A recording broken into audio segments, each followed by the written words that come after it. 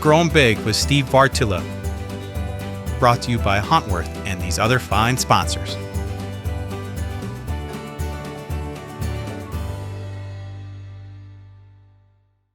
When we talk about giving whitetails everything they want and need better than they can find in the area, we are talking about offering them primo food. We're talking about offering them the illusion of safety. We are talking about offering them excellent water, breeding opportunities, and comfort. The comfort is often addressed with plantings. The two ways that I rely on creating comfort the most is planting evergreens, and when I'm doing so, if it's for a windbreak or if it's actually for a stand of evergreens that can serve as thermal cover for whitetails, I'm going ahead and I'm matching the evergreen with a growth zone, and I'm also going ahead and planting them 15 feet apart in staggered rows. By going ahead and planting the staggered rows and the spacing, what I'm doing is I'm allowing that sunlight to get to those lower branches. Okay, the reason that most evergreens lose their lower branches is because they're robbed of sunlight. The other thing that I use a ton of is miscanthus. Now, I'm not planting miscanthus for thermal cover up in Alberta. Okay, that's not happening.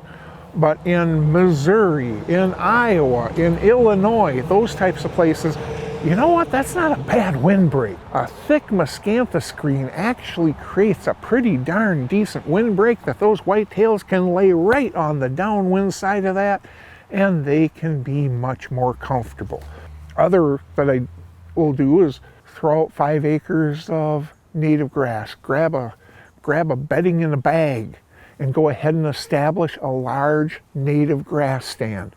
Okay, that's not going to bring you comfort up in northern Wisconsin. As a matter of fact, in northern Wisconsin, odds are pretty decent that's going to be laid flat. Okay, there you want to go with the evergreens when you get far north. Okay, because the evergreens are going to create a better windbreak. Those are the 3 main ways that a person creates them. So now, how and when, where do you want to create? Well, you know what? One of the most underlooked comfort factors is whitetails do not like being harassed by us over and over and over and over again. So we can go ahead and use screening. We can create miscanthus screens. Really, it is pretty much an out of sight, out of mind deal, as long as the wind direction works. We can go ahead and we can reduce their stress, increase their comfort level by making it so they don't see us as we're walking back and forth to stands. We can also reduce their stress by putting that screening along roads where people sit there every darn night, watch the deer honk, so they watch, oh look, they're all running, oh this is so much fun, which is 100% their right. But we have the right to screen that so they can't sit there on the road and do that as well. And that is going to go ahead and increase the comfort for our whitetails.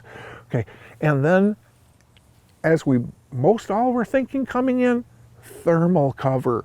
Thermal cover for when it's cold and shade for when it's hot.